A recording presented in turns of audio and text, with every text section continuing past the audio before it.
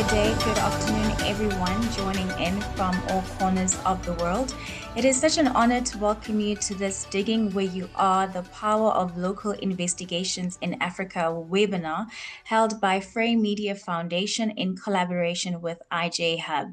I am Bongiwe Tutu, Frey Media Foundation's Operations Manager, joining in from Johannesburg, South Africa. And I have the great pleasure of hosting you for this crucial conversation, highlighting the power of stories and investigations from our own backyards as a source for big truths, change, and impact. Frey Media Foundation amplifies women in the continent to lead, thrive, and shape the industries that they are part of, particularly in media and entrepreneurship. We have seen how powerful it is when women are not only part of the story, but are shaping the story. And today we are recognizing that power of women investigative journalists who are challenging the narratives that limit us and adopting innovative, transformative, and developmental ways, changing communities across Africa and the world. I know that we have received registrations from various countries across the globe to furthermore mark the importance of this discussion, and we welcome our attendees from these countries, from South Africa, from Botswana, from Malawi, Cameroon, Kenya, Lesotho, the US, Uganda, Liberia, Sierra Leone, Nigeria, Ghana, and Zimbabwe. As a Pan-African women's organization in the globe, Frey Media Foundation welcomes you all. And as you join in, please do feel free to introduce yourself here on the chat function and tell us what you're looking forward to and where you're joining from. And during the presentations from our speakers and the Q&A discussion session, please feel free to post your questions or comments in the chat or Q&A function here on Zoom. So we will begin with remarks from Troy Lund, IJ Hub's Executive Director, and then we will receive presentations from our investigative journalists who will take the platform for no more than 15 minutes each. And thereafter, we will have the Q&A discussion and summary remarks, followed by closing remarks by IJ Hub's Managing Partner, Karina Pillay. So without further ado, let me hand over to Troy Lund, the Executive Director at IJ Hub, to tell us a bit about investigative journalism in Africa, the importance of a free, capable, and open media, accountable democracy, and speaking to the impact of IJ Hub and its efforts and aims for investigative journalists, particularly of women. Thank you, Troy, and over to you. Thank you so much, Bongi, and thank you everyone for attending today. It's very exciting for the IJ Hub to collaborate on this very important conversation. And I thought today I would just, instead of repeating the difficulties and the threats facing media on the continent, I would touch on those and just remind us of why we do the work we do, and where our power lies. And because, as we all know, investigative journalism in Africa is tough. In some places, it's barely holding on. I mean, this is not breaking news, and nor is the fact that press freedom rankings of most of our countries are in the bottom half of the world. And on the big issue of funding and sustainability, nearly 80% of our independent media organizations on the continent are sliding backwards. And in the past decades, more than 40 of our colleagues have been killed. That's 4 a year for just doing great, persistent, investigative journalism. Too many other colleagues are jailed, threatened, and silenced for fear of their lives and fear of their families, which is totally understandable. The bottom line is that while independent journalism everywhere in the world is currently facing headwinds, in Africa, journalists have to do this work with less protection, fewer resources, and much more danger than colleagues elsewhere. And yet, here on our continent, the work continues to get done. And it's work that often changes nations, and it's work that often begins small. Take Amabungani, for example, our South African member centre, of which the IJ Hub was spun in 2019. The Gupta state capture investigation didn't start with a delicious cache of emails that landed in somebody's inbox. It began with the team at Amabi noticing anomalies in municipal and state company contracts, tender documents that didn't add up, payments made to ghost companies, and sudden spikes in procurement spending. So by carefully tracing each of these seemingly small irregularities, connecting the dots across municipal government entities, journalists uncovered an eye-watering network of corruption that reached the highest offices of government. A school contract here, a minor payment there, all of these small discrepancies were the thread that unraveled state capture. In Ghana, Anas Amareo Anas began by noticing the small stuff, judges pocketing bribes, cases quietly being mishandled. With hidden cameras, he tracked the patterns that from one court to the other until it became clear that this wasn't just petty corruption. It was a very organized, deliberate system. His expose rocked the nation, really, and resulted in suspensions, reforms, and a national reckoning for the judiciary in that country. These examples confirm that the odds of a so-called small African story actually being small are very, very low. A missing box of textbooks, a road that wasn't built, a clinic without drugs. You follow it carefully, trace it, and connect it to other anomalies, and it usually leads one straight to the people and the systems who think they're untouchable. So finally, there's one crucial question that we have to answer, especially as women doing this work, because the risks and costs of this work are much higher for us, as we all know. So the crucial question is why do this work and why does it matter? And the answer is complicated and personal, and one that we will discuss and deliberate at length today as we go through the presentations. But I think it can be distilled down to the fact that the pressures that we as journalists face across Africa aren't easing, they're intensifying. And in such an environment, exposing corruption, abuse, and mismanagement isn't just journalism. It's a public service that holds power to account. It changes the courses of nations, governments, and countries. We may feel powerless, but the best thing that we can do, as we will probably see today, is to start with what's in front of us, following it relentlessly and connecting the dots. That is where our power lies as journalists and as women.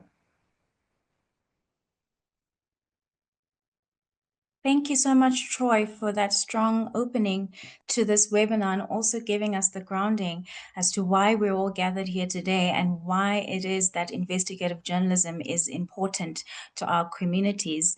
So I will, without further ado, hand over to our first speaker, who's also going to be speaking on why we are doing the work that we're doing. And that is Heidi Swart. Heidi Swart is joining us, and she is bringing a consistent portrayal of surveillance as a powerful and often unchecked force with deep implications for privacy, civil liberties, and societal trust. Her work sharpens our awareness of how legal loopholes and emerging technologies can be exploited, quietly eroding freedoms. Heidi has written extensively about illegal government surveillance, interception technologies, cyber spying, cybersecurity, risks to critical communications infrastructure, social media monitoring, data mining, video surveillance, artificial intelligence in surveillance, biometrics, and the impact of COVID-19 pandemic on surveillance practices. Thank you so much, Heidi, and we're looking forward to your contribution and your insights. Over to you. Thanks so much, and thanks so much for inviting me. I'm just going to quickly share my screen.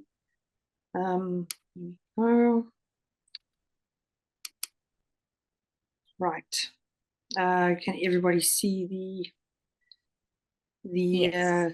I see. Okay, so I've actually been asked to speak about quite a number of topics actually in the end today, apart from surveillance and cyber safety.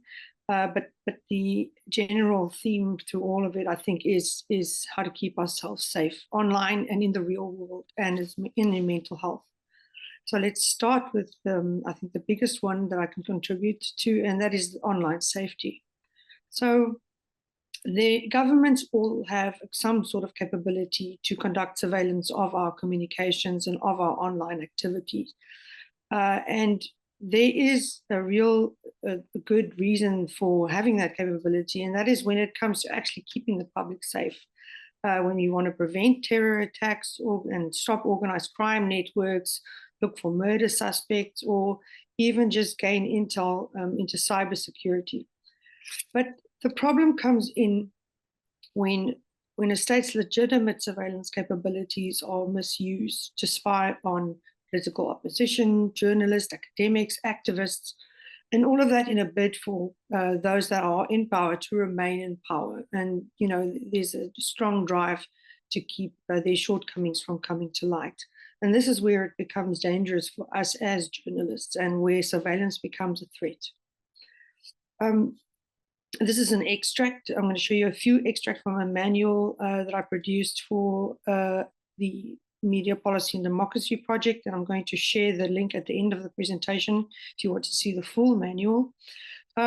This here is a graphic showing you what can actually be intercepted and surveilled. And as you can see, it's pretty much everything. It's messenger services, it's what you do on social media, it's the emails that you send, you know, the content that's in them, where they're being sent to, who's receiving them, who's writing to you, and then your web browser activities, which sites are you visiting, what are you researching? And then of course there's just the normal old plain landline telephone and your old 2G phones without all the apps. Those are very easy for governments to intercept. And of course, voice calls that you have on your smartphones. And one of the least secure ways of communicating are SMS messages. I'm just running through these quickly because I know you can all go through and look at the resource in your own time slowly to wrap your head around it a bit more. Okay, so you have to look at when you're communicating online, there's some very basic things that you can do to keep yourself safe. One of the most important things to do is to get a virtual private network on your smartphone and on your computer. Just hide your IP address, which is something that can be used to track your location, right? And it makes it less easy to trace you. And it also encrypts your communications. There are free options that you can Google, such as Tor and Onion. You can install those for free. But if you're not a techie, it's much easier to just get a paid service.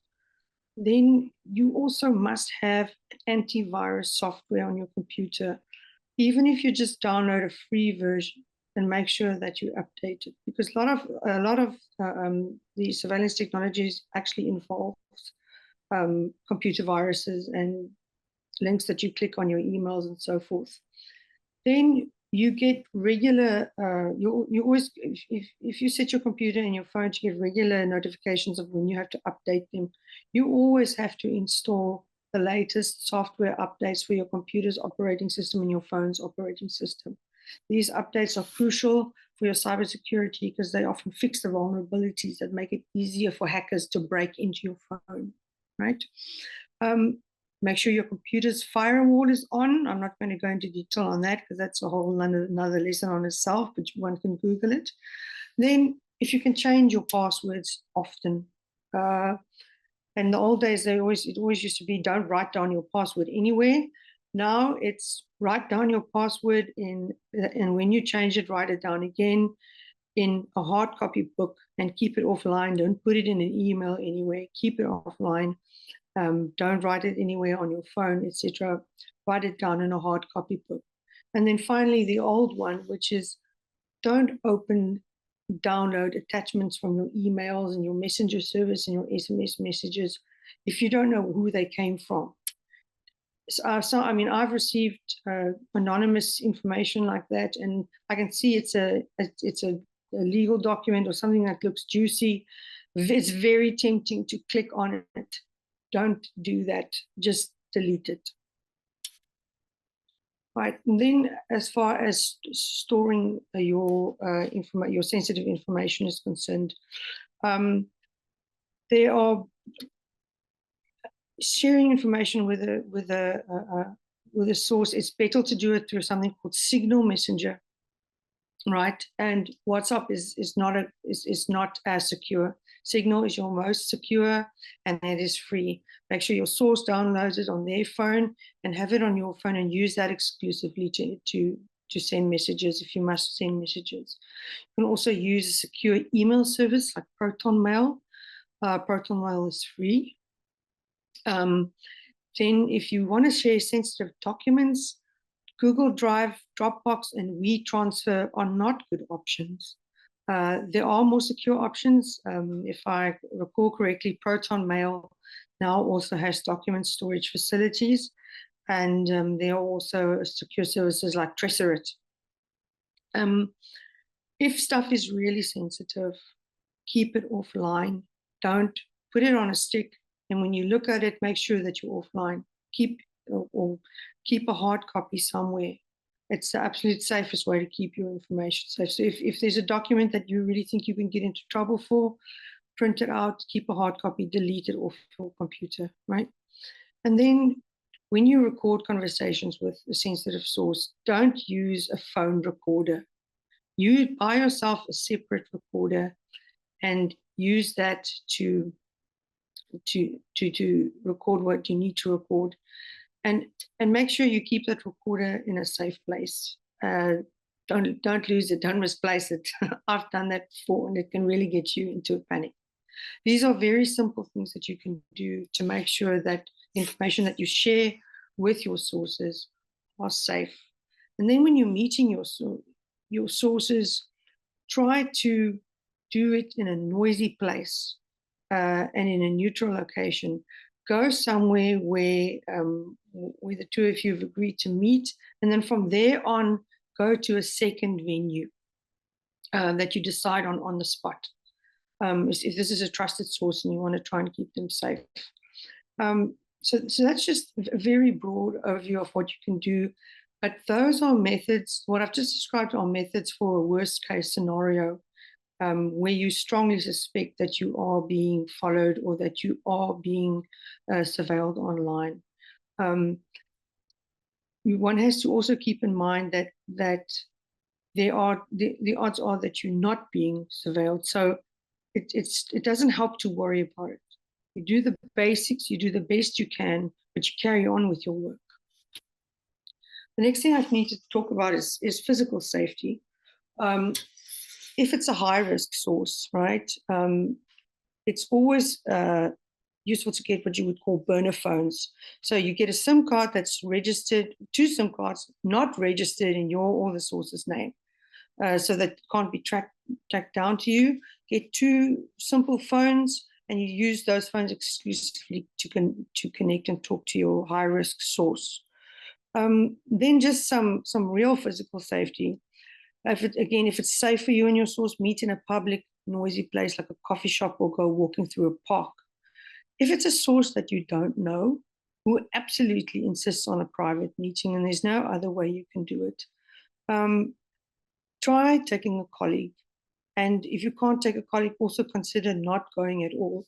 I've got myself into some sticky situations where I've gone to the person's house and then halfway through I get a really bad feeling about the guy. And I kind of have to, suddenly find an excuse to leave. You don't want to be in that situation. So think how important the story is. What does your gut tell you? Is it safe to go and talk to this source? I've had some guys wanting to meet me in very weird places, and in those cases, I just decide, you know what, I'll try and get my information somewhere else. If you do end up going on your own, tell someone trustworthy, tell your editor where they are, and tell them how they can reach you, and very importantly, when they can expect you to be back. Don't just get in your car, go off and go see someone and hope for the best. Then some more on physical safety.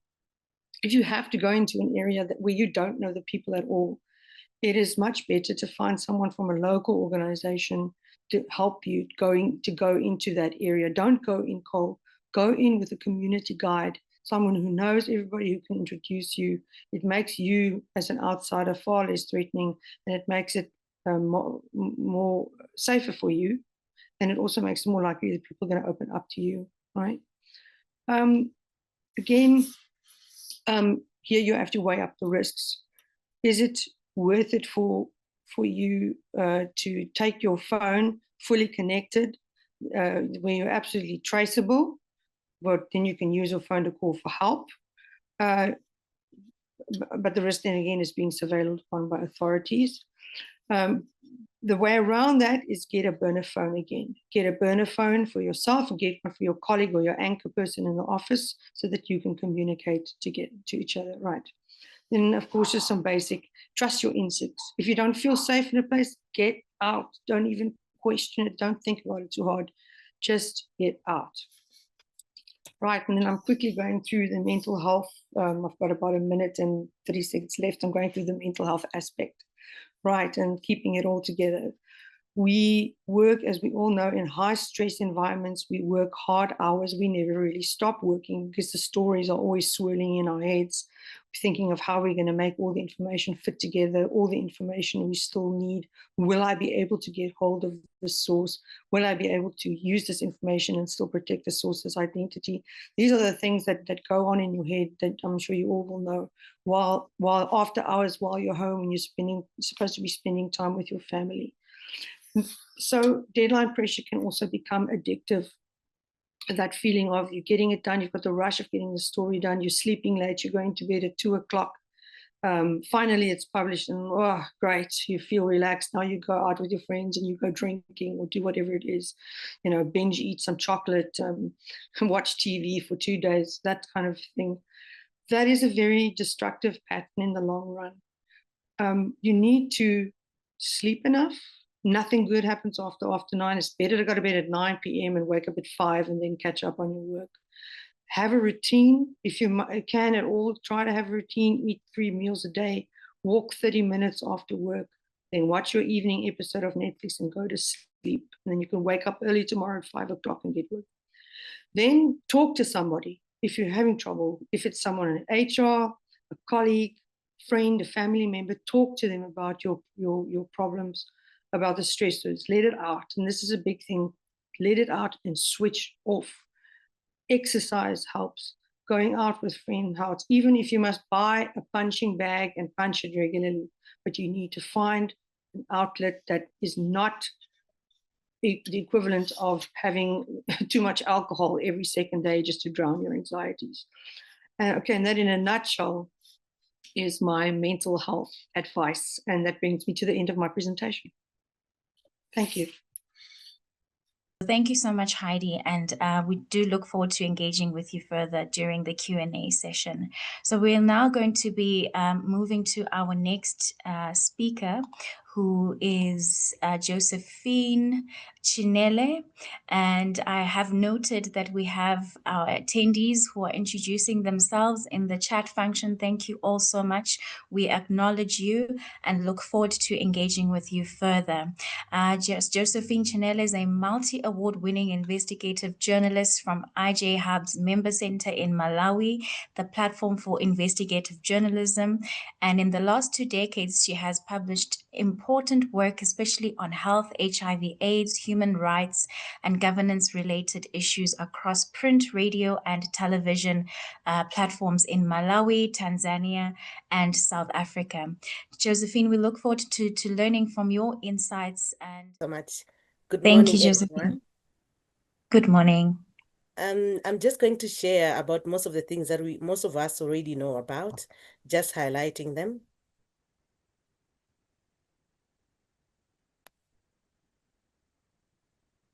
So I'm going to talk about spotting the red flags in in our daily reporting. And most of the times we have unseen stories. We're going to talk about unseen stories and the advantage that we have spotting the red flags in our daily lives or our daily reporting, and some case studies on health and governance, and also maybe the ripple effect that is there, and also the lessons that I've personally learned over time. So the biggest challenge that we have is that we don't see the stories within us. We usually look for those big stories, maybe ignoring what we are already having in our neighborhoods or in our daily reporting. And so most of the times we're looking for these scandals, the big scandals, and maybe those corruption scandals involving the biggest peoples in our society, and maybe something that happened somewhere, something that is very big and maybe worth of a front page story at that particular moment. So, but then we have, in wherever we live, we always have issues. We are in WhatsApp groups. We are in so many WhatsApp groups. We are in so many communities. Even in our daily reporting, we also have all these stories that we like, okay, no, this is not big enough.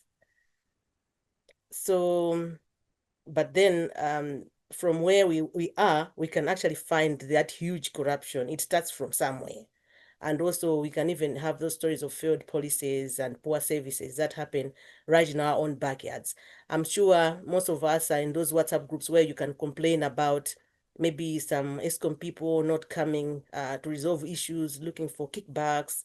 We have all those issues of water shortages. We just take it for granted that maybe it's just something that we are used to, not knowing that maybe that one, if we are to follow it, it can lead you to a very major investigation, or it can cover a lot of things.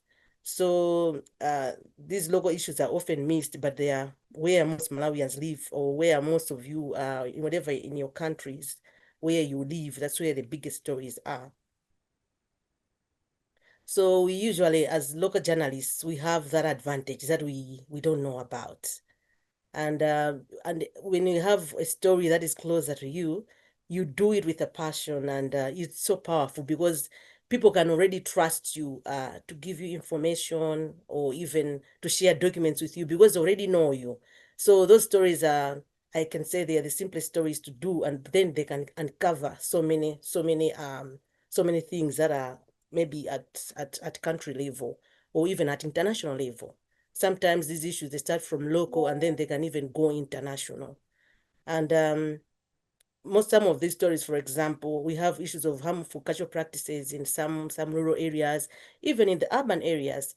At the moment, if you check in any WhatsApp group, or in most communities where we're living, you find that there are these issues of having blessers, or maybe having blessers, or vice versa, maybe having these big women, or older women sleeping around with younger men.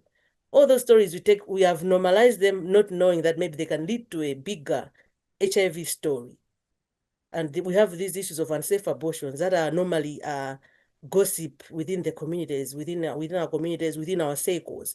These, if you are to look harder into these stories, you can uncover a very big issue, national issue, maybe international issue. So how then do we find the story in everyday issues? Most of the times, when we talk about investigative journalism, people always think of those secret documents, or maybe the hidden sources, and maybe something that is very dangerous that nobody can get into. But that what we don't normally do is to interrogate the things that we already know. I've spoken about the issue, for example, of water shortage in a community. I'm one of the people that didn't know that a water shortage issue could lead to a bigger investigation until I was involved, until someone approached me to ask me about this very same issue involving a multinational company, Coca-Cola company.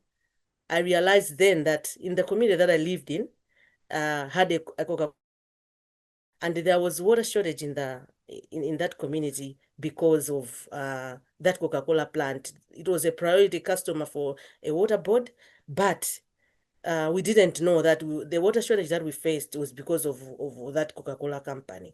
So I found myself participating in a very big investigation involving a major, one of the biggest multinational companies, Coca-Cola, and everything was just within my reach, and I didn't realize this initially. So there's always something that you can do, and you can always interrogate.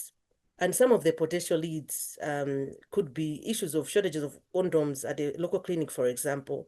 Maybe a building that is just been constructed and is falling apart, and you're like, Why is this happening? But this is a new building that has not been used at all, but now it is already falling apart. That is, interrogate that. Shortage of medicine at local clinics. This is something that we have also like normalized, and we take it as just community gossip, but it can lead to uncovering or exposing major corruption issues within the health systems or within the government systems. And some of the major investigations that I'm proud of that started from nothing, but then they led to bigger things. Involve, for example, last time I was at Amabungane exactly 10 years ago, and I just wanted to visit some Malawian friends downtown Joburg. And then I just heard someone speaking my language. When I looked around, I found some women selling something. They were selling vegetables and other produce from Malawi. And I was like, okay, let me just greet my countrymates. I befriended them, just like a normal routine of how we live back home. But then I spotted some drugs, the ARVs, antibiotics, Panadols, and some other drugs with Malawi government logos. What stood out was the ARVs. I was like, no, anything else can be sold, but not these ARVs, because I knew that Malawi government was getting them from Global Fund and other funders for free. So I asked a few questions, just like, just trying to establish something. And then when I reported the issue to the office, they said, no, wow, that's something else. I went undercover and I did this story, and I uncovered something that related to the Global Fund investigations. So that's another story that I'm proud of, that started from nothing, but ended up into something very big. And also, there was also another story about a year later, where I noted that some neighbor had sent their daughter to Kuwait to do for greener pastures. This issue later, I later learned that she was being abused there, and then and I did the story undercover, partly undercover, and I also uncovered a big syndicate involving human trafficking. So these are some of the stories that come from within our locality, and then they end up into something very big. So we can always do the stories from our localities to the national level. And in a small town, wherever you live, in that small town, in that small compound, in that small community, you can always find huge leads, just like I've already said. And I've already talked about the issue of Kuwait, where the government also intervened. And such stories could lead to investigations that expose major systemic failures.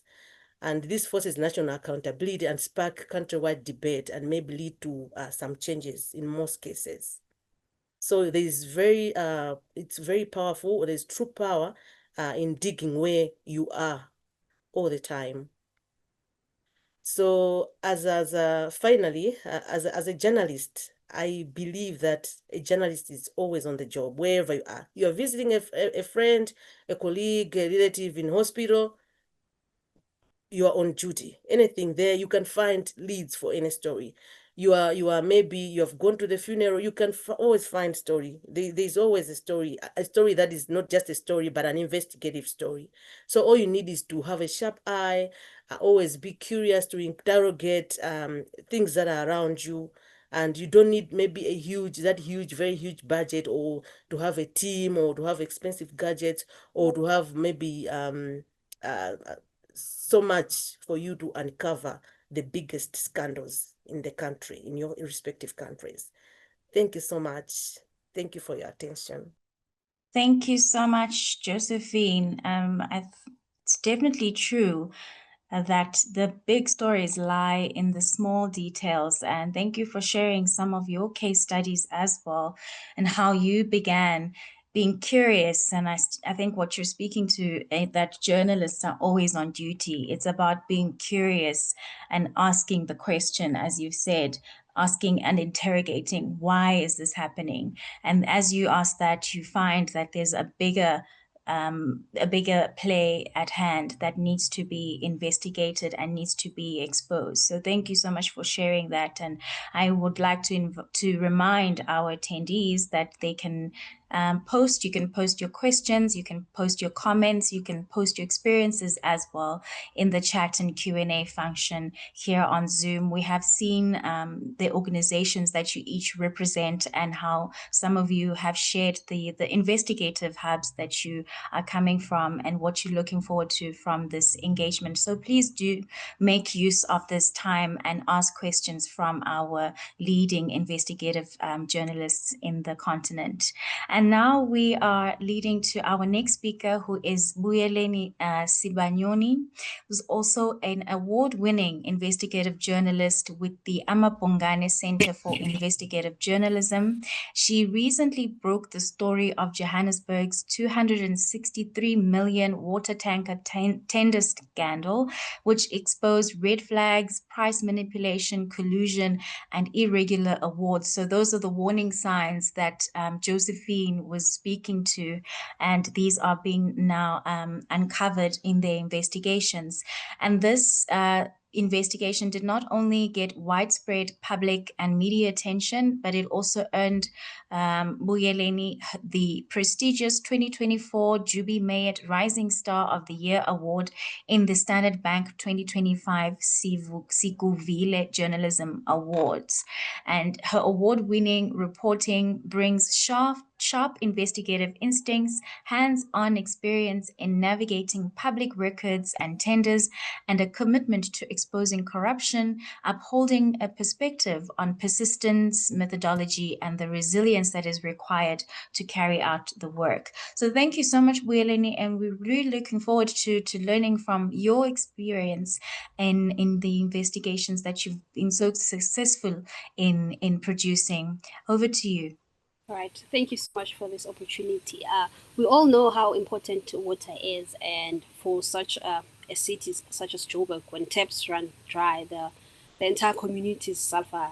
Children miss school, small business close, and hospitals struggle. For us, with this story, it started with a tip-off. So we got a tip-off last year in July, where a tipster was just saying this company A and B have been awarded this tender, and we think that they were irregularly awarded this tender. And this is the tender reference we would like you guys to look at. So what the information that the whistleblower gave us was crucial, because with the tender reference, you can just go ahead and start doing the background research. You can start doing desktop research, which was very important. So for us, the first step was simple. It was the desktop research and looking back on who had won that similar tender before, and if there was a pattern in saying were these guys previously awarded this tender, or was it the first time? So by doing that background research and going back as far as 5 years, I could notice that these guys were new players in the game. So they had not been previously awarded a tender of this magnitude before, even in other provinces. So I was able to also look at other provinces. I did not just focus on Joburg Water, because let's say they were not awarded any tender in Joburg Water, but they were awarded in other provinces. That would still mean that they are players in the game, but these guys were like new guys. So we started looking into them. So we started looking into how long has their company been running? Do they have what we call a thriving water tanker business? And by asking those questions, we started realizing that these people are new, as I had said. So the first step is to do research. Research is important. So get as much information as you can, and also be ready to go down a rabbit hole. Sometimes some leads will lead you to something. Some might not lead you into anything, but they will help with you having that picture that you can add, that piece that you can add to the puzzle. So once we had done that background research, we reached out to Joburg Water, because there was some information that was missing, some pieces that were missing, and we thought that by reaching out to them, they might help fill in certain information that we did not have. So when we sent the questions, their questions were very cagey and misleading to a certain extent, because we had done our background research. We already knew some information that they put out. So we deliberately asked certain questions just to gauge, are they open, are they honest in their responses to us. We made follow-up, we sent follow-up questions, and they still would not answer directly. So that is when we knew that, okay, we might be onto something. We might need to look a bit closer than we were looking at. So after some back and forth, which is normal in our line of work, and it's important that you have patience with the process, and understand that sometimes you might need to send questions, follow-up questions, some follow-up questions, and at times they would give you the same response, but you need to be patient with the process. So at the end of the day, they gave us, after some back and forth with them, they sent us one line that had said the matter is now sub judice, so they can't speak to us about it, which we all know that was not true. Sub judice does not work in South Africa, but that's a discussion for another day. So they disclosed that the matter is now in court. So that was a breakthrough for us, because we knew that if the matter is now in court, we could get our hands into the court papers, because they were now public records. Anyone can access court documents as they are classified as public records. So we reached out, and they gave us the case number, and we went down to the Joburg Magistrate Court to try and get those papers. So it is also important that you take initiative. I know at times we might think getting papers online is the most easier way, but we went down the traditional route of going physically to court to get those papers. We were not successful. So we had to file in a PAIA. South Africans would know that it is the Promotion of Access to Information Act. So it is like the version of Freedom of Information request. So we put in a PAIA, and then I started reaching out to the company that was taking Joburg Water to court on that tender. I got the number of the receptionist, so I called, and she kept on saying, our director is out of office and he can't speak to you. I called for like a week, and she kept on giving me the same response. And I said to her, please just forward my call to him, and if he can pick up, I'm gonna leave a voice message.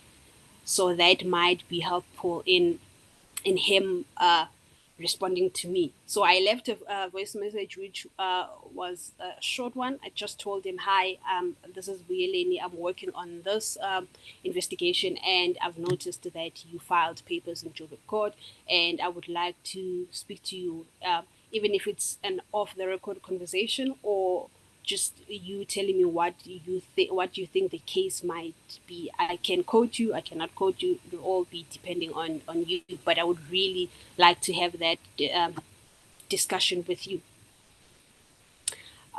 So I managed to get a hold of his WhatsApp number. He did not get back to me via the receptionist. I got a hold of his number. I texted him. I called him. He did not pick up. Then randomly one day I just got a message from someone I don't know, and they were like, here are those court papers that you needed, but please don't contact me ever again.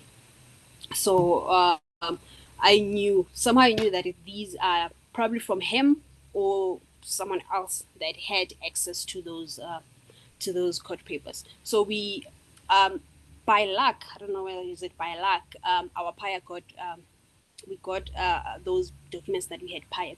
So we were able to compare the court papers and what we got from Joburg Water, and we found that the information is similar.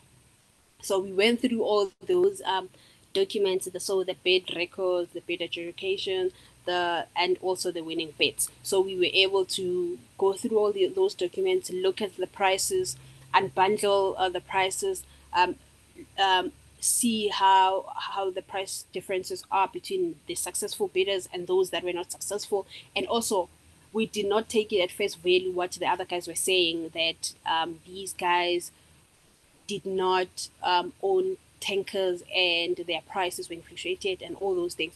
We are the ones that went and looked into the bids that they put in, just to compare whether is it true what they're saying, or do they have a case and or not.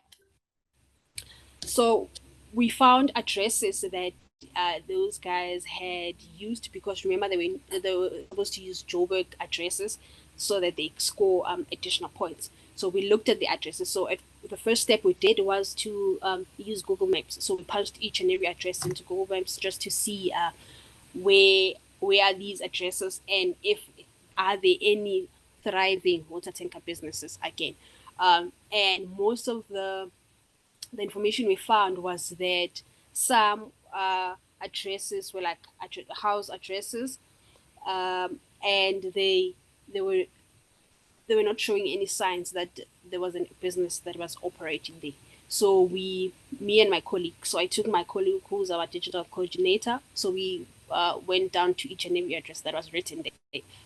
So before we went there, we shared our live location with our editors for safety, and we were recording each and every interaction. So every time I got out off the car, approaching the security guard, she would record, so that we would have evidence if something happens, that this is the last seen location, so that we also protect ourselves. Um, yeah, so what I've learned with going down, speaking to people on the ground, is that it really helps with helping you understand your story. So when I got to the first location, it was the security guard who was willing to speak to us, and he also told us that oh, those guys moved, I think 2 months back, but you can find them down the road. And because we had already done our background research and we had found that these guys were linked to like 2 or 3 other companies, we asked the security guard, oh, do you know this and this person? And the security guard was like, oh, those guys actually share an office. And that is how we were able to put together certain information, that if we did not went down there and speak to those people, we would actually not know some of these information. And we went down the road, the address that the security guard had asked us to look at, and those guys, they told us that they never heard of those guys. And across the road there was like a petrol station. So we jumped across the road and we spoke to the petrol attendant, just asking him basic questions. So you just at times you need to learn how to ask certain people certain questions. The manner of approach when it comes to asking a security guard, coming to ask a petrol attendant or a colleague of the person, it's not the same questions that you would normally ask. It would not be the same. So I asked the petrol attendant, do you know this company called X, Y, and Z? And he said, yeah, I know it. They usually come and fill our tanks here. And I asked him, in the last month, have they been here? And the guy managed to recall and tell me that, no, actually, I haven't seen them in like 2 weeks, but they used to fill their tanks here. And he was able to tell us that their water tankers are marked, are branded in this way, and you would notice them around this area. So that also helped add a bit of color to our story. And when we went to the other location, the landlord told us that they don't know of these guys. Yeah, so we visited quite a lot of places that it would take almost this entire 15 minutes to speak about. So when we speak about additional sources that we used, so we relied heavily on tools that are free and are available to everyone to use. So we use the Joburg Water website to check for the tender updates. So usually when a tender is awarded, they need to update. So that is when we were able to see the value, because when we had reached out to Joburg Water, they told us that the tender was not yet awarded. But surprisingly, on their website, it was it was updated that they were awarded to company A and B, and the value of that tender. So using website to check for tender updates. And if you're in South Africa, there's a national e-tender portal. So it's like a free government website that lists all awarded tenders across departments. At times they don't update, but most of the time when I looked for information there, I found information. So it might be helpful to someone who's looking into government websites and would want to know the value of the tender, unsuccessful bidders, successful bidders, sometimes the value. So that would be helpful for someone who needs that information. Another thing I also relied on social media. So I would scroll on Joburg Water's Twitter account, which is now called X, and in the comments I would see that people are complaining about water. So some would say, we haven't had water for this long. Some would say, oh, water tankers did not arrive, and all those things. So that helped give our investigation a real world impact, and for us to understand that this is a crisis that some of us might take for granted, because you're thinking, oh, it's just water tankers, they come every day, or you might not even notice that actually certain parts of the city or certain parts of the province don't have water tankers that regularly provide people with water, because you might have water. So for us, this investigation did not cost too much money, because we relied on what we have. So we used public data websites, e-tenders, and court documents, which are free. And another thing, don't be scared to reach out to people. So call people, text people. Some people would not be willing to speak to you on the first time, but if you can also introduce on the record conversation, some people are more willing and they would give you more information.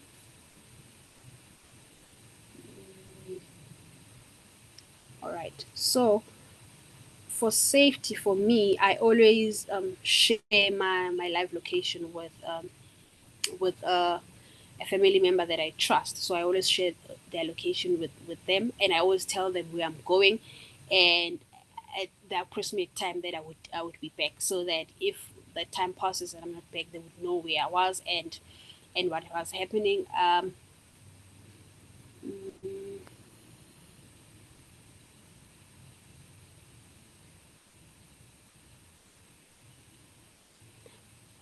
Yeah. So in the end, so we noticed that our story blew up because people, the tender that we're looking into has an impact, and it is a necessity or a need that everyone needs. You can't live without water, especially if it's a big city like Joburg. And realizing that these guys were awarded such a tender, which is worth 260 something million, that is a lot of money to give to two companies. And the third part is that they were servicing the Joburg North and the Joburg South. So it was not just a small group of people that were impacted by this. It was a lot of people. And yeah, I think that is all from my side. Thank you so much, Boyeleni. Such an impactful investigation. I mean, I'm looking at this and I'm thinking there's so much that went into it. So how long would you say this took from the first tip-off that you received up until the publication? How long did the investigation take to complete? So we received a tip-off in July, but I only picked it up in August because I was away in July. When we picked it up in August, we only published on the 22nd of December. So that would be 4 months, I think. Incredible. Yeah, which I understand some people might not have the luxury of time to work on such an investigation. But as I said, sometimes patience is needed, and you also need to trust the process. Yeah, patience and persistence, definitely. And I'm sure we're going to be getting, we are getting quite a lot of questions to that investigation. And congratulations once again on the award received for that impactful work. I'm going to move to our next speaker so that we can get into the Q&A discussion. I'm sure our attendees are very keen to direct their questions and have their responses. So our next speaker is to Pascalina Gabi, an award-winning investigative journalist in Lesotho, who has produced some important work for the IJ Hub Member Center, the MNN Center for Investigative Journalism. She's also co-founder and managing editor of Uncensored News, a publication that is focusing on environment and health issues in Lesotho.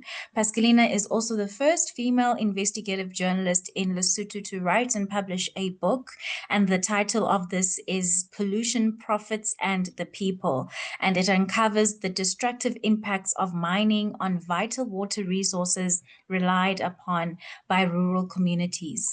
Thank you so much, Pascalina, and over to you. Thank you so much, Bongiwe, and greetings to everyone. So I'd like to start my presentation by giving a little bit of a background on Pollution, Profits, and the People.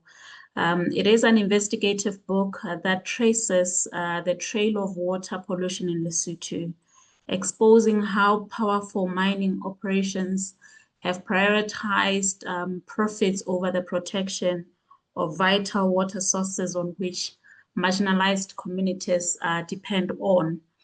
At the same time, we had politics shielding these mines, leaving ordinary people with no one but good journalism to amplify their voices and present evidence that would back up the grievances that these communities were bringing to the fore. This book is not just an isolated achievement in my career. I strongly believe that it represents the culmination of years of my local digging in my country. My local digging began in listening to conversations in public transport. I remember that when I was a very junior reporter writing sports and entertainment, one day I was traveling from work to home and I listened to people talking about some social issue in their community. And the next day I pitched the story to my editor, and the first thing he asked me was, "Where did you hear this?" And when I told him that I had the story in a public transport and I started engaging the women that were talking about this particular story, he told me that you have a career in journalism because you're finding stories where the people are. You're finding stories in local conversations where people are not afraid to share their views about issues that are happening in in their communities. So from that day on, I started following tips that I overheard, like in villages where people were having conversations about this and that, attending community gatherings. Like in my country, chiefs are very popular with calling a public gathering to address people. And sometimes when you sit in small groups of women and men, that's when you will hear local stories that are very important that can be amplified to national platforms. That could be a national story that started right in the village.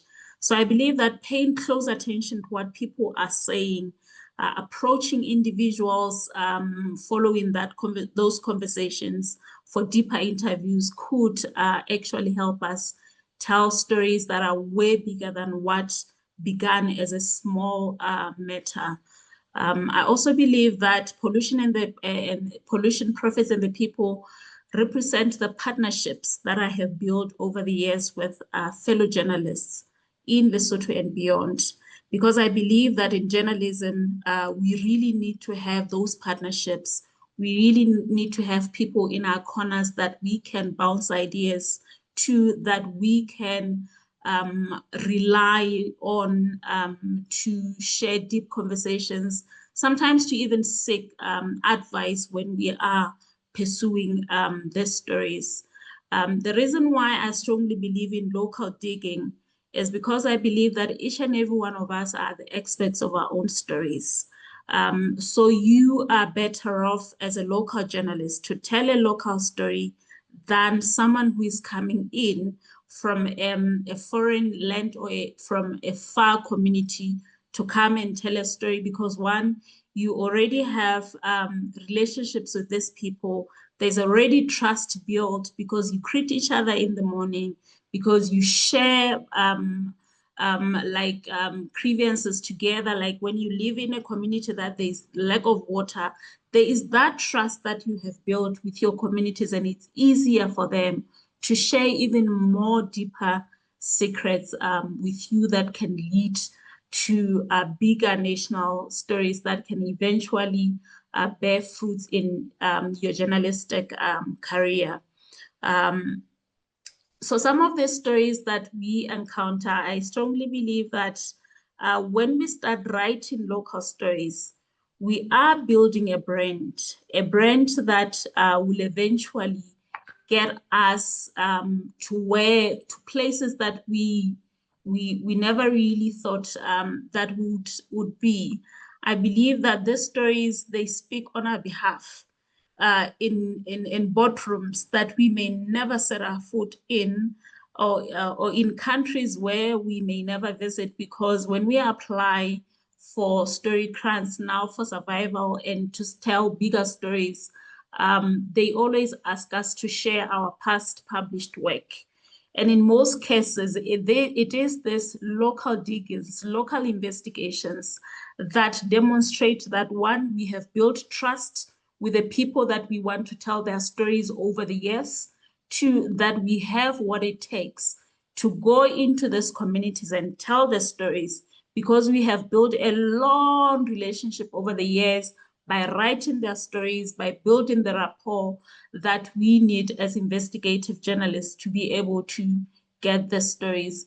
But one of the tips that I would like to share is that as we build these relationships with the local people, when we do our investigations, we must be very careful not to blur the lines, because sometimes when we build relationships as individuals, sometimes we get to a point where we see each other as brothers and sisters. And sometimes it gets very difficult to pursue investigations in the near future. For instance, you may find that this person has been very helpful in providing information, in getting you the stories that you wouldn't get on your own. But at some point in life, you may have to investigate them. So you must think also about the future. How far are you willing to go in developing these relationships with the communities?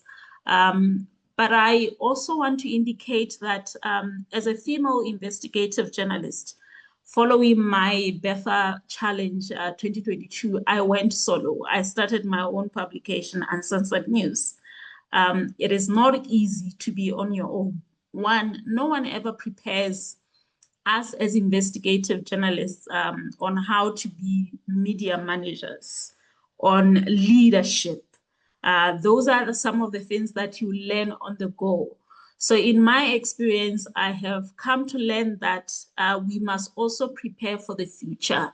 As we do the local diggings, as we become celebrated journalists, as we win grants and awards internationally, we must also enroll for leadership courses, short courses, that will eventually empower us for when we decide that it is time to go solo. Also, we must take courses like financial management, have those skills, because at some point in your life, you will need them if you are aspiring to one day have your own publication. Also, this local diggings, this building of relationships as you go along, they are very helpful in the near future when you are in a desperate fix. So when I started Uncensored News, it was just me and my dear friend and colleague, Dimposello. And at times it was very difficult because we didn't know where to get funds to go and do stories outside of Maseru. Sometimes even in Maseru, to go and interview someone who is uncomfortable to speak on the phone, it was that difficult. So sometimes these relationships that you build over the years as you do the local diggings, they come in handy because you will have someone like my dear friend who will say, I am willing to support you. I am willing to help build the brand without expecting too much from you in terms of payments and all that. Also putting in a lot of weight to say we can do this and that to try and make funding, to try and raise funds. So 2024, I think it was difficult for most of the people in the media sector. But this year, the relationships that we have built over the past years, the work that we have delivered, the solid work, the investigative journalism that cannot be questioned because we did a lot of digging, we covered our bases and we ensured that the stories were watertight, came in handy because some of the people that we had forgotten about working with them and all that, they came through and say, we can give you a bit of cash to continue to do the work that you are doing. So the emphasis I'm trying to put on is we can't just be good investigators. We must also be able to build relationships. We must also be able to sit on the table. So some of the people, some are in journalism, some are not in journalism, that can be able to say we are willing to fund the good journalism that we realize that you are doing. So those are some of the insights that I would like to share. Also, I think that as investigative journalists, previously we were wired in a way that you were told yours is not to go on social media and tell people about your published work. Ours, as traditional journalists, was to write a story for your publisher, get it published, and you forget about it and you move to the next expose. But now in this time and age that we are living in, we need to learn to promote our work on the socials because that's where the funders will see us, because that's where the friends of the media will see us and fund some of the projects that no one will be able to fund.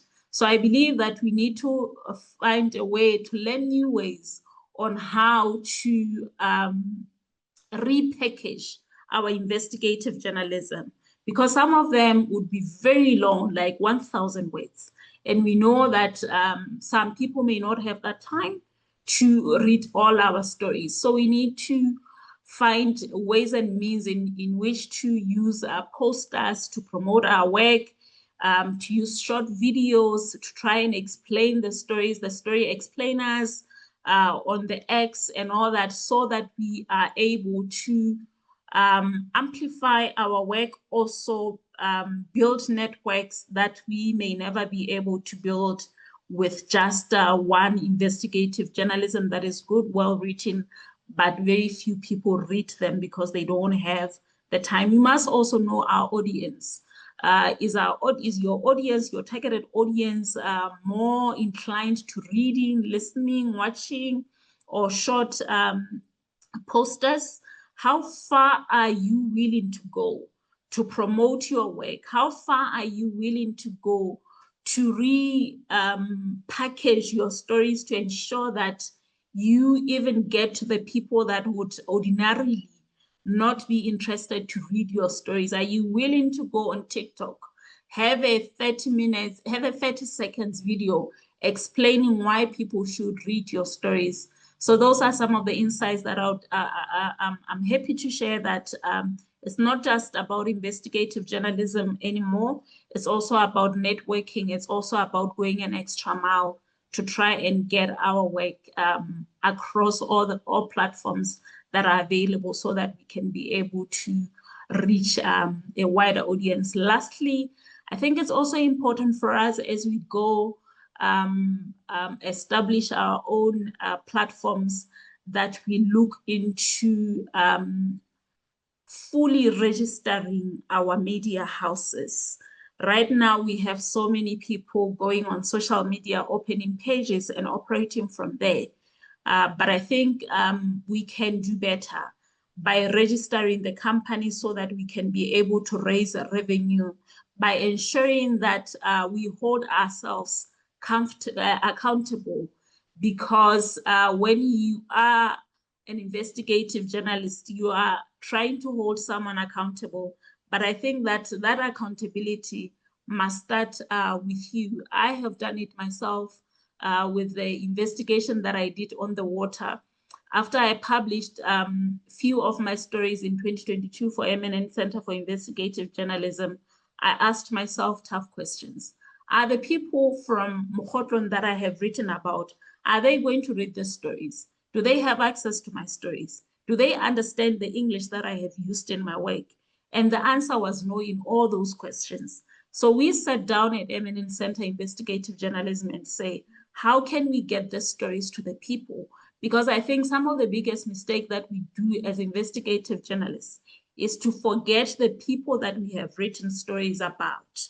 Is to fail to hold ourselves accountable by going back and showing these people the work that we have done for them, so they can be able to use whatever the piece of information that we have to advocate and hold the politicians or whoever we are trying to hold accountable by using that piece of investigation that we have brought to the fore. Thank you so much, Bongiwe. I think I'll end here. Thank you so much, Pascalina.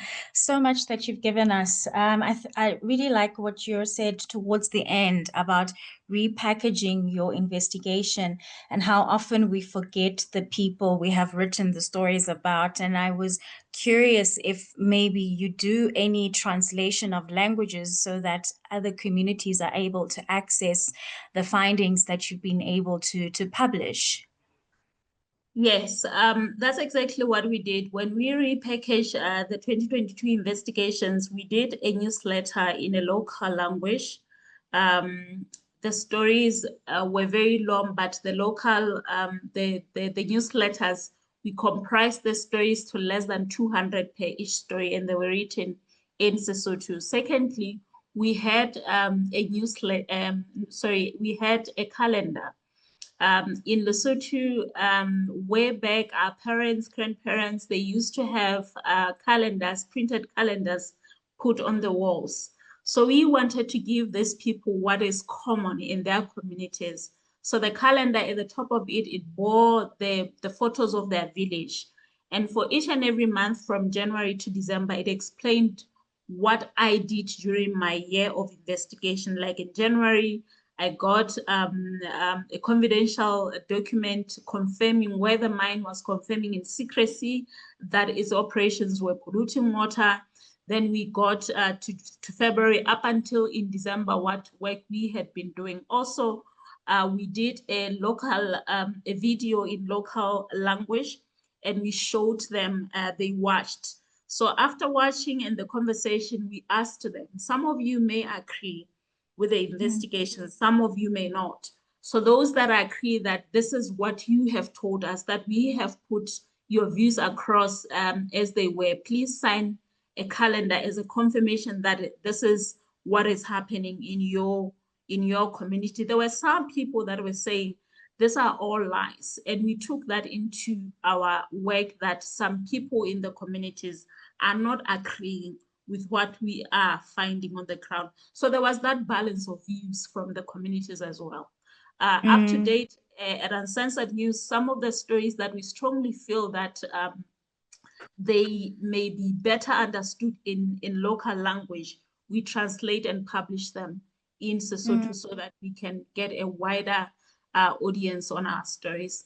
It's not always easy to do that when you have a very slim team. Very commendable work there, Pascalina. Well done to you and your team. We've had a very rich pool of speakers contributing to this discussion today.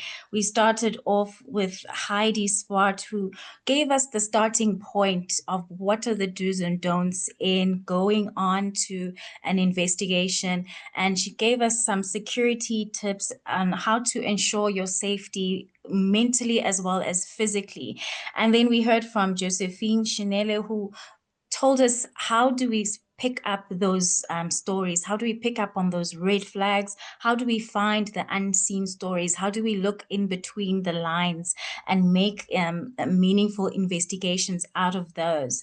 And thereafter, we heard from Buyeleni, who then gave us a practical example from her investigation on a tender scandal in Johannesburg and the process that they underwent from receiving that tip-off to publishing the investigation.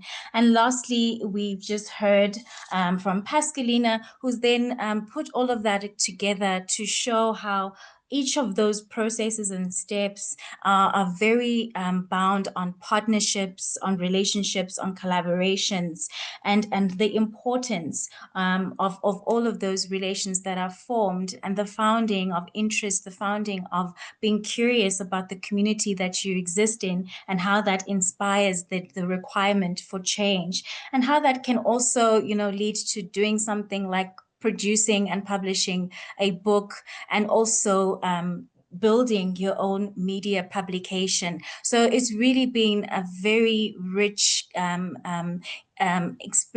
expertise that has been shared by our speakers, and I would like to thank every one of them for the insight. We've received a lot of questions, which we're going to go into now from our attendees.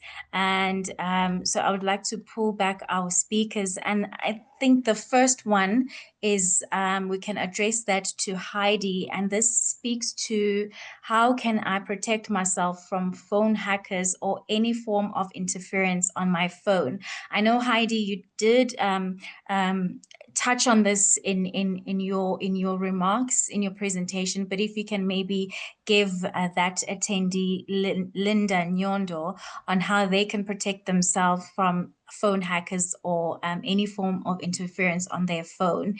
And then there's a question from Julius Mbewe, who's asking, when investigating highly sensitive issues such as human trafficking, illegal adoptions, or mining scandals in rural Malawi, how do you strike the balance between protecting vulnerable sources and still getting enough evidence to publish a strong and credible story? And I will allow all of our speakers to respond to that second question from Julius. Then the third question that we can respond to in this first round of Q&A is from Chisomo Ngulube, who's asking to all presenters, how do you ensure that someone is not using you for their own means just because they're bitter and not aware of a contract? And this is an example of the tender scandal. So what if that person is just tipping you off because they were not awarded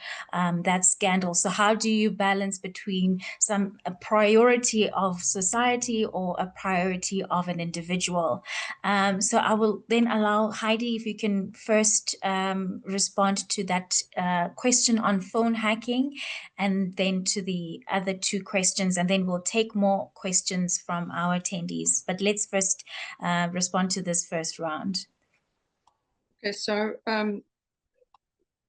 it's not possible to 100% always protect yourself. But what you must also bear in mind is that not all governments have top-of-the-line phone hacking tools. The best people in the world for phone hacking tools are the Israelis, right? But that software that they make available to hack into phones is usually only sold to governments where they have good diplomatic relations. And when it is sold to government, it comes at an enormous cost. So it's almost like going to the beach and swimming. There might be a shark there, but some beaches have got more sharks than others. So it's important to look at your country's relation, especially with Israel. If I know we had some very invasive software here in South Africa, and after South Africa took them to the International Court of Justice, Israel actually pulled that software from our country. So a big thing to look for is how is your country's relationship with Israel? If it's a good one, then there is a chance that they will have purchased very expensive software that can just very easily invade your phone. Okay, but if not, and again, remember, this is very state-of-the-art stuff, costs a lot of money, and not all governments have it. But what you can do to protect yourself is, if you get any SMSs or WhatsApps with links from numbers that you don't know, simply don't click on the link. Same with your emails. When you open your emails and there's a link or a document or something from someone you don't know, don't open it. Delete the email, because that is the quickest way for a hacker to infect your phone, is by sending you links to click on. So that's a very easy to remember rule of thumb. The other thing I would suggest is to subscribe to what's known as a virtual private network. That way, when you are on your phone can't be traced, and it also hides your internet activity from government surveillance agencies. And it does cost money, but I think it is a worthwhile investment for your phone security. It also encrypts your communications, or whatever you're doing on your phone, emails you're sending, messages you're sending. It offers an extra layer of encryption. And encryption basically just means that you create a message, then that message is jumbled up, and while the message is in transit to whoever's supposed to receive it, that in the in-between, that message, even if it is intercepted, isn't readable and is simply not accessible to the government. When it becomes accessible again is when the person who you're sending it to receives it. The best messenger service to use is Signal. The best email service to use is Proton, and they are both free services. The best way to share documents is via Proton Mail, and that would be my recognition. And then the last thing, again, download an antivirus on your computer, download antivirus for your phone, and update your phone's software. If you get a notification, or even check your phone system settings and see if there's an update for your software. You must keep your operating system updated as much as possible, because they fix things that make your phone more hackable when they issue these updates. My advice would be, is what I said earlier, is to try and conduct your investigation as quietly as possible, and to really, the longer you can keep people from knowing what you're doing, the better. And to really meet sources, especially sensitive sources like that, to meet them in private spaces where you know you can't be listened to, where you know you can't be surveilled, a safe private space. And again, if you are worried that you're being watched, or that your information is being intercepted, that the sources can be identified, try the absolute maximum not to do things on your phone and not to do things on your computer. Go and see the source. Go and talk to them there. Write notes in a book. Don't record anything. Make notes cryptic in case they want to get your notes from you, so that you can understand it, but no one else can understand it. And you really also have to almost want to say, plan for the worst case scenario. If you must take a strange route to get to where you want to go, if you feel like you're being followed, drive to a mall first, walk around in the mall, then get in your car again and drive to where your source is. And then once you and your source meet up, from there you go to a different location to make sure that you haven't been followed. You always just have eyes in the back of your head. Thank you, Heidi. And Josephine, if you can also respond to that question, as you've done investigations in Malawi as well as other countries such as Tanzania and in South Africa. So the question is asking of scandals in rural Malawi, and how do you strike the balance between protecting vulnerable sources and still getting enough evidence to publish a strong, credible story? Josephine? Thank you so much. In every story that I'm working on, my source is my priority. I always ensure that they are protected. At times, they are tempted. They can come to you with information, very sensitive information, or they're giving you sensitive information, and they are not even aware of what would come, that it would backfire on them at some point. So I always ensure that I should make them aware of what it is, and at times also highlight some security things to them, because sometimes people just get excited. When the story comes, I'll be associated with that story, I'll be associated with that journalist, but I always ensure that they should be aware of what this story is about and what it is likely to happen after the story is published. So that's the first thing that I do. And I also ensure that sometimes these excited sources, they can give you false information. So I always cross-check and verify this information, because at times I've seen in the chat box, someone asked how we ensure that we are not being used, because there's always, office politics is real, bitterness is real. People can come to you with this information, sounding so juicy, but it could be all cooked up.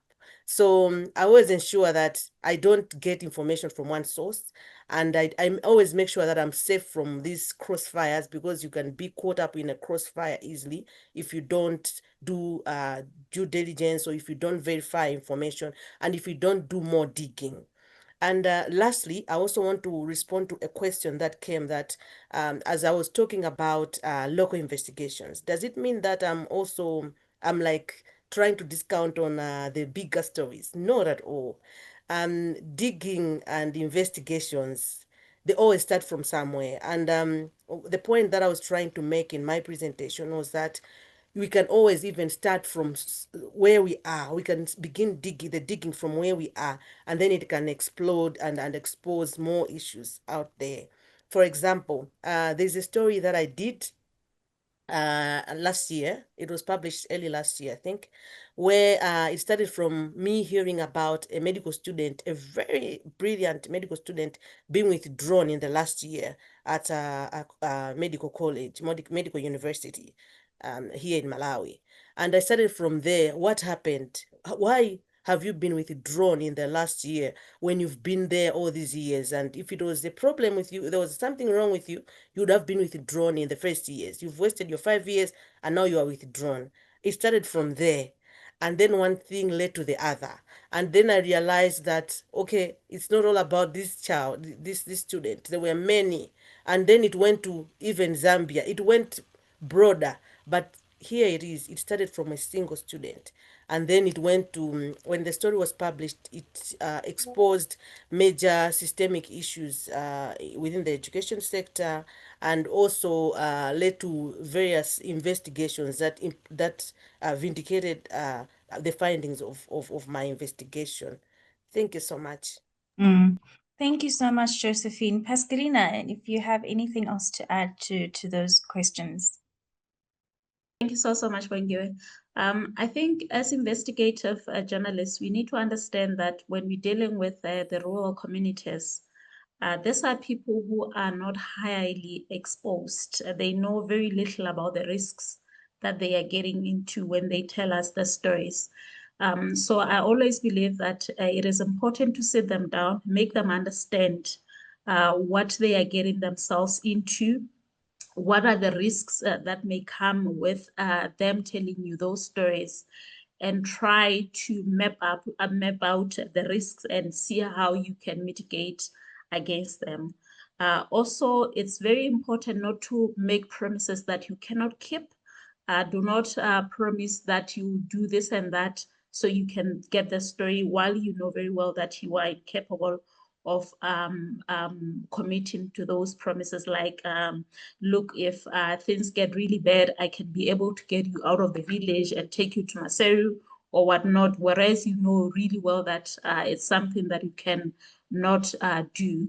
So by all means possible, never ever make promises that you cannot keep to these people.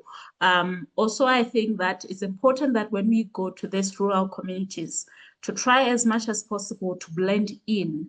I learned from my 2022 investigations that while we were there with my former colleague, we exposed our sources in a way that we traced as we would in Maseru.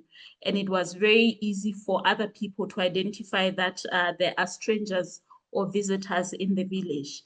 Now I've learned that it's important to try maybe remove the flashy earrings, the clothes, use public transport as if you are able to, wear clothes. If you are a female like myself, borrow your mother's clothes. Try as much as possible to blend in so that you lower the risks that may come with you being there, because while I understand that it's very important to meet with people away from their homes and all that, but when you're dealing with rural communities, it's almost impossible to get them out of there and meet them in town. Most of the time, 99%, you have to go to their houses. You have to go to the village chief and do all those that you have to do. So try as much as possible to blend in. On the questions of how do you know that your sources are not misleading you or they are not trying to get you into trouble, the tip that I always do use is to ask them right away, why are you telling me the story? Why do you need the stories to be published? What do you stand to gain out of the story? And then from there, I do thorough background check to try and see if they are not using me as an investigative journalist. Also, before I can even start my investigation based on the information that they have provided, I try to get 2 or 3 more people that are not close to them, but that may be able to know the information that they are sharing, to try and confirm if that is existing and try and see if what the initial sources told me is exactly as what is happening with that they are trying to put. And that always protects me, because there are some of the stories that I have not pursued, because I realized while I was doing preliminary investigations that either the source is someone who is very aggrieved or is someone who stands to gain a lot from my investigation, and they want to use that as a tool to say this has been happening. So sometimes it's better to do that preliminary investigation on your very own source and try to see what is really happening on the ground. Thank you, Bongile. Thank you so much, Pascalina, for the responses to those questions. I'm sure our attendees are quite satisfied with each of your responses. Now, there's another question from Rodney Hlachuayo that I will direct to you, Buyeleni, and then if any of our other speakers have some input to his case. He's asking, how can I effectively investigate the issue of counterfeit liquor in South Africa, specifically in the area I'm located in, because each and every day or weekend, people talk about that, saying certain taverns sell counterfeit liquor and they prefer to buy at ShopRite or Boxer Liquor. How can I go about this? Because it poses significant health risk. So, Buyeleni, if you can perhaps share some insights on how they can go about this kind of investigation. We all know how the liquor industry can be so corrupt, such as the tobacco industry. So a small issue such as this can really lead to a big reveal. And then I will allow the rest of our speakers as well to input to that if you have any more to share. Thank you, Buyeleni. Yeah, so from the top of my head, it would be for you to go and actually buy the alcohol that they sell at the Boxer or the ShopRite, and buy from I don't know what's the appropriate word. Is it tavern or is it where they usually buy the other? Yeah. Yes, the tavern. So it would be Yeah. for you to go buy, buy at the ShopRite Boxer or wherever, and then buy again from the tavern. So you'd be able to look at the numbers that are in the bottle. So if you go to, like, I think it's the South African National Brewery, something. Sorry, I'm just answering from the tip of my mind. So if you go there, you are able to know the numbers that are located for each and every bottle or each and every brand. Let's say Heineken, you would know that for Heineken, the three digits are supposed to be 123, or the first digits are supposed to be 123. So by comparing where you're buying from the tavern and from the ShopRite liquor, so you would just get to, a sense of the numbers, are they corresponding from what liquor is saying. And if you see that the numbers are not the same, then you can start by sending questions to them, to the South African National Brewery, because I think they are the ones that usually package it and do all those things. And then you can ask from there, and then ask from the guys from the tavern, where do they stock their alcohol, because at times you would find that they are not even aware that they are getting counterfeit goods. So you find that they are also thinking they're buying the correct stuff, but they are not buying. So by going back and tracing from where they get their supplies from, you can also speak to those guys that sell to those taverns. So it means you need to go back just to find the source of where is this alcohol or counterfeit alcohol coming from. That's really So very useful advice. I wouldn't think of buying both samples, but now that you're saying it, it makes absolute sense, because that's your starting point in comparing the goods to be able to see that this is the counterfeit and this is the original. And I think yeah. this has been okay, go on.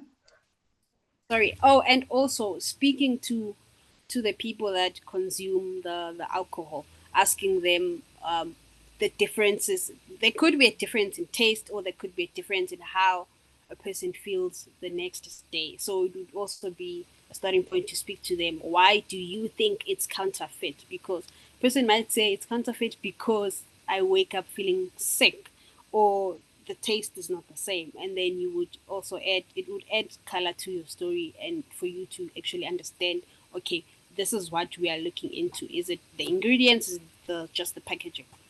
I think that is all. Very Sorry. important there. And Rodney, this is an issue that has been going on since the pandemic. That's where we saw a number of counterfeit goods, especially those that were being, what was the government regulation against not having alcohol or tobacco on sale? And that created a market for all these counterfeit goods to be in the taverns and elsewhere else. So you will find quite a lot, I think, if you go on to investigating this issue.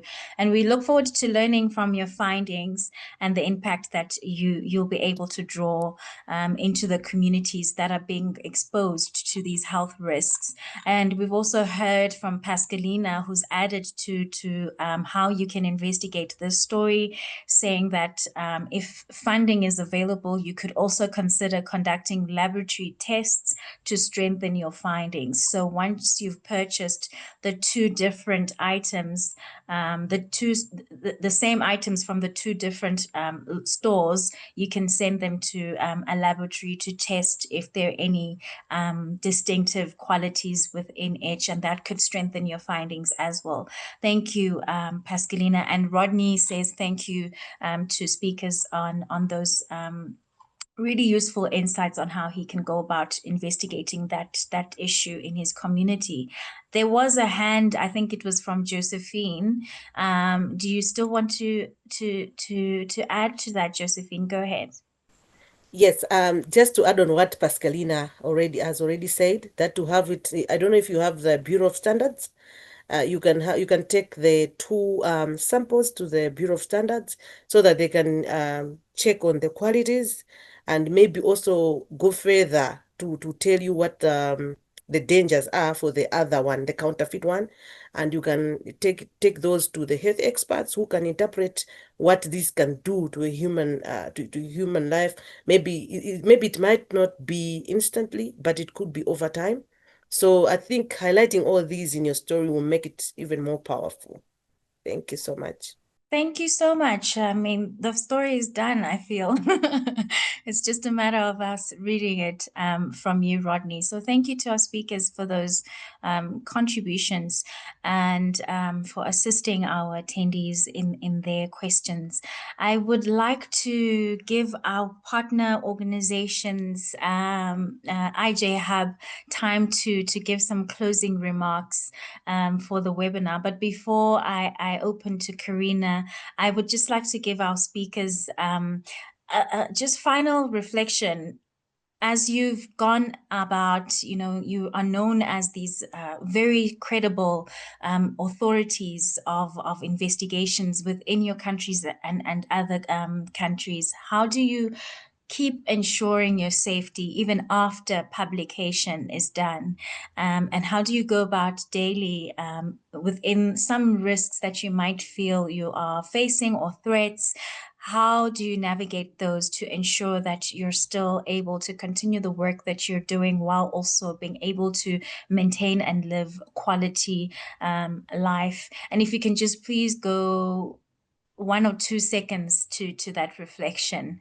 Pascalina, I see your videos on, so I'll allow you to go first. Thank you. And then any other closing remarks that you would like to leave our attendees with. Thank you. One thing that I have learned is to talk to your family, make them aware of what you are getting into yourself so that you can be able to protect them as well. I learned this when the army called me a spy, and there was a story online that was written about me, and my daughter happened to get hold of it, and she asked me, "Is this true?" And I learned that I should have told her the minute that my life was in danger that, look, there is something that is happening. We need to get ourselves sorted. Thank you. Thank you very much for that. Josephine?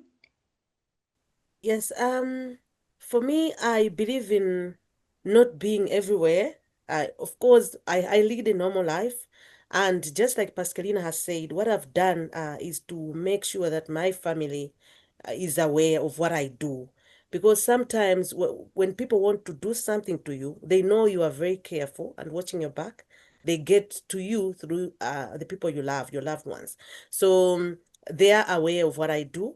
And I make sure that I follow the safety measures for me, my immediate family, and also people that are close to me. I don't just take things for granted.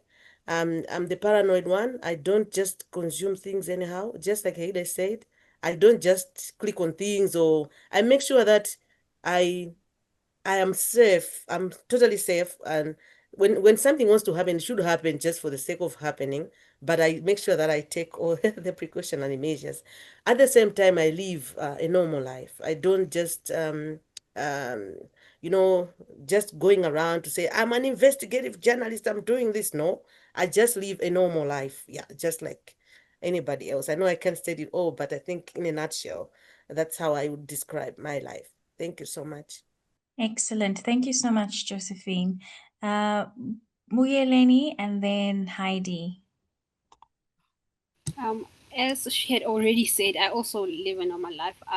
I reach out to, I have a family member, one family member that I always tell everything that I'm working on, so they know where I am, what I'm doing, potential threats.